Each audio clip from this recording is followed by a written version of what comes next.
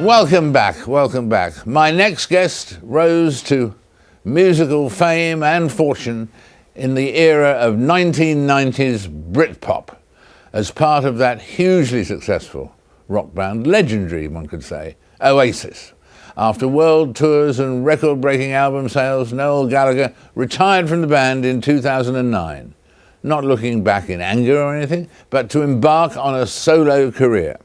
Many have praised Gallagher's songwriting, with George Martin, the legendary record producer George Martin, claiming Noel to be the finest songwriter of his generation. In a moment, I'll talk to the rock legend to discuss his new album, High Flying Birds, and many other things besides. But first, let's have a quick look at Noel himself in concert action. If I had a gun, I'd shoot a hole into the sun, and love would burn this city down for you.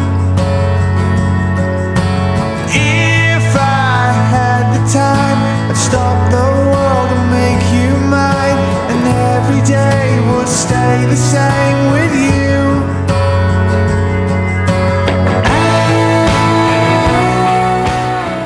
you. Noel, we were just talking about football and Manchester City and so on. Yeah. Would you have liked to be a footballer? Yeah, I was saying to somebody last night, actually, that football, where I come from, is always your first love. You're always in love with your football team before women or music. People always make the comparison between a musician and would you like to be a footballer? Yeah. And it's your first love, your football team, and it stays with you through life. But I guess when you're in a playground kicking the ball around, you always picture yourself in the FA Cup final. Yeah. Luckily for me, you know, I had that dream until I picked up a guitar, and then I was like, well, this is sexy. What's this? You know, Yeah. and then my obsession with music began from there. But football is a massive part of my life, unfortunately. Yeah. And I read you were 14 really when you picked up a guitar, were you? When I started early teens, yeah, when I started to play it, yeah.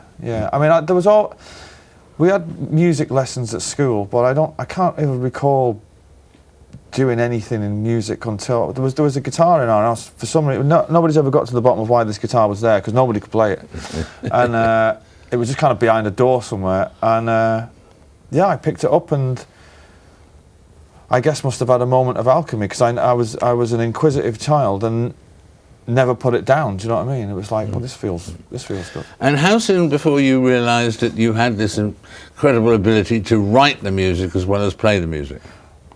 To write music didn't come on. I was messing around on the guitar, and it was only messing around, playing like one string and playing along to records. And then there was an older guy on our housing estate who knew someone else who had a guitar somewhere else, and they came and tuned it up properly. It was always, I didn't realise it was out of tune. And then somebody showed me the chords to The House of the Rising Sun by The Animals. So I kind of worked on that for a year, and then the songwriting never really came to prominence until I was maybe 20. So it was just kind of a hobby kind of thing. Yeah. Because, you know, where I came from, or where I come from, my council estate, what's happened to me doesn't happen to people in Manchester, you know. Although we had the Smiths and New Order and stuff like that, Yeah. there was never any ambitions to be like a rock star. That was just ludicrous, you know. So I was just playing it because there's nothing better to do, really. And when did you realise you could be a rock star? You could live your life and earn your money as a rock star? Well, when I was a roadie for a band. Oh yeah, that's right. For about 5 years, who came out of what became known as the Manchester thing, called the Inspiral Carpets, and I went off and toured the world with them. And from an early age, I was so interested in music, I thought my future, I didn't think of it in those terms, but I thought I would end up in music, and I thought that was it, to be part of a road crew. And I thought that was great until Liam asked me to join his band. And then I went and kind of rehearsed, I think 2 times with Liam's group. They were called Oasis at this point, and they had all their own songs. And then one day, I just said, oh, I've got a song. And I kind of played it to them. And the minute that they started to play it what I told them to play. It was the first time I'd ever heard one of my own songs except outside of my own head. And a light bulb came on, and it went from there, and I wrote religiously from then. I must have been 22 or 23, and I was just addicted immediately. And I guess once I wrote my first pretty good song, I don't know, I would have been 22, 23. 22, 20. Which was your first pretty good song? Live Forever, I think. Oh. Yeah. Before that, it was kind of, Oasis weren't very good, and then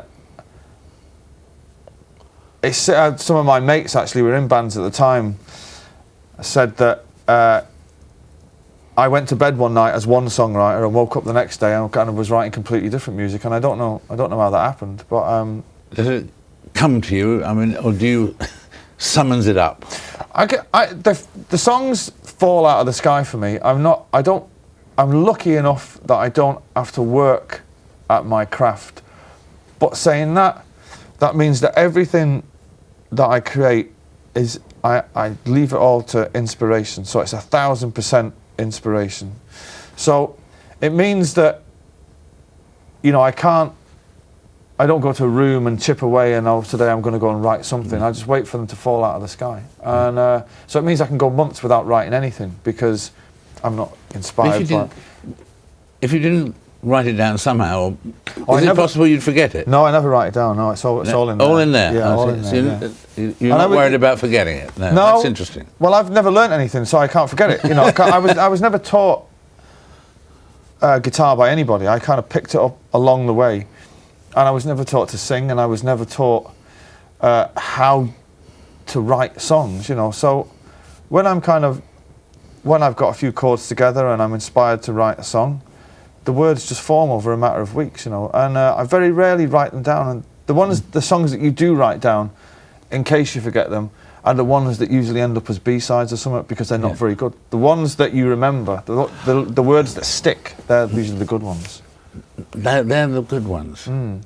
That's interesting, isn't it? Yeah. Do you know when you've written a song, whether it's an A song or a B song? Well, yeah, when I was writing a song off this album called If I Had a Gun, and of all places it was in Peru. I don't even know we were on tour in Peru with Oasis, and I knew as the lyrics were forming and the arrangement was forming over a couple of days, I knew it was a good one. So, I mean, the arrogant artist in you thinks that they're all good ones, but you know the ones that you think are really, really good, you know. And that's when you kind of get butterflies when you're writing songs like that, because you know it's going to be good, you know. And they don't come along very often, and you just got to be switched on and catch them, you know. How many songs do you think you've written, one way or another? I don't know. I think it's got to be over 100. I've never really counted. Maybe I should do that. I don't know. But yes, the ones come to mind, obviously, the ones that become hits. And yeah, I mean, there's songs. I mean, I'm lucky enough that I've written some really famous songs. Yeah. Whether they're great or not is open to interpretation, but like Wonderwall and Don't Look Back in Anger and Live Forever and The Importance of Being Idle and If I Had a Gun, they're quite famous songs. I'm quite lucky in that the sense that the people have taken them to their heart, you know, and you get a bit grateful for that. But I've written a few of those, all completely by accident, I've got to say. Because obviously writing is a solo art and so on, is there any difference for you in terms of general camaraderie or whatever about being a solo artist like you are now and being in the group Oasis, but writing songs for Oasis? Well, the main difference is, there's about half a dozen main ones. When I'm writing a song now, I'm writing for me, so I know how I'm going to deliver it, and I know what key I'm going to sing it in, and I know the story, if there is a story to be told in the song, and I know how to tell it. Whereas with Oasis, we would always try and make the lyrics as vague as possible because someone else was going to interpret them, and if Liam thought that I was writing a song about my wife, surely he wouldn't be able to, you know, to deliver that with the correct amount of whatever was required. Yeah. But in terms of the songwriting, I always wrote on my own anyway, but that's the main difference. But the thing that I miss most about the band is kind of being on the road and the camaraderie of it. Yeah. But then again, I kind of enjoy the solitary nature of the solo artist. I mean, I've done the band. I did the band for 18 years, and it was fantastic. This is a new challenge now, and this is really the birth of it. Really, the well, yeah. high flying birds. And, Yeah. I mean, it's you've launched this new part of your life, really, here. Yeah, and to be honest, I was kind of expecting it to be a bit more difficult than it's been. It's kind of started off at small theatres and went to arenas pretty much overnight, and that's took me a bit by surprise. But I've always been of the attitude that you've got to, whatever's happening, you just got to give yourself up to it and not overthink it too much, because it's only music at the end of the day.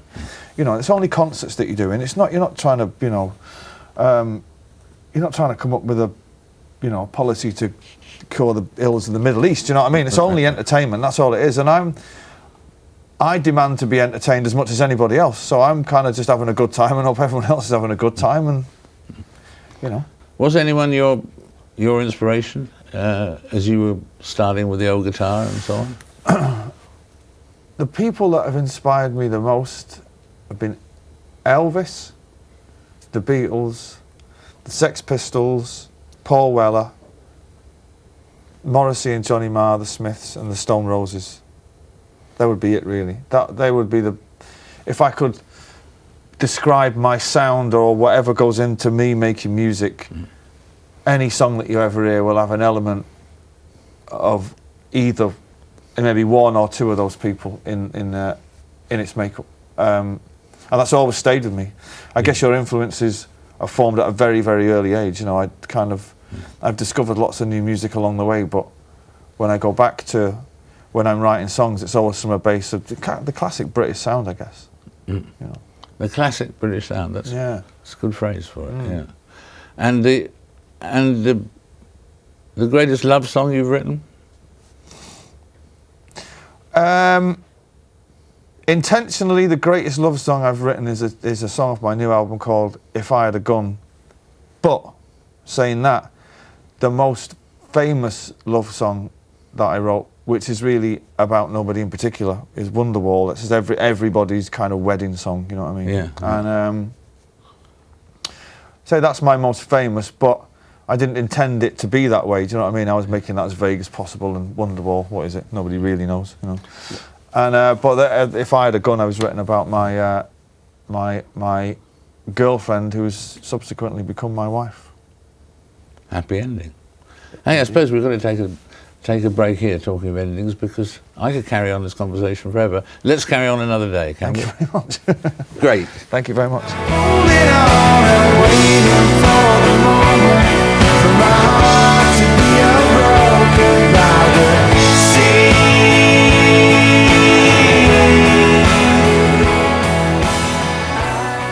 Our thanks there to Noel Gallagher.